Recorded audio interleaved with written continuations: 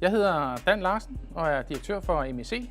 Vi producerer kontakter til elektronikindustrien, og så producerer vi også det tilbehør, som bliver sat ovenpå, så det som brugeren ser, når det sidder i den færdige løsning. En af de store udfordringer, vi har haft og stadigvæk har i MEC, er, at vi, når man kigger på vores produktprogram, har utrolig mange varianter, fordi de typisk kommer fra kundeforespørgsler. Altså, de har set en af vores eksisterende løsninger og har haft lyst til at høre, som ikke vi kunne lave en variant af dem.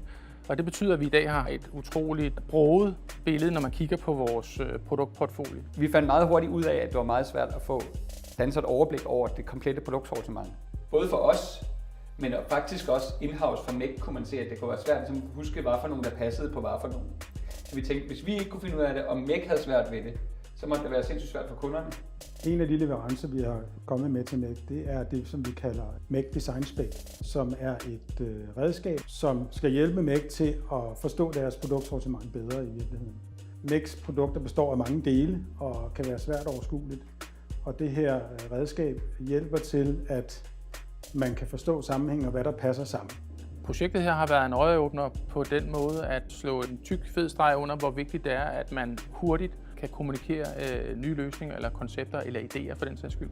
Så den dynamik, der har været i både at kunne skælde noget hurtigt op, men også at kunne anvende ny teknologi som 3D-print og få fremstillet noget, som man ret hurtigt kan tage en vurdering på, virker det her eller virker det ikke.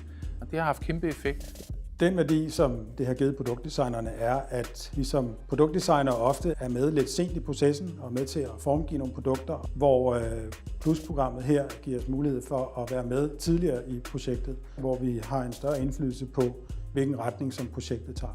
Ja, og man kan sige overhovedet om produkterne, om det er lige præcis det produkt, man skal lave.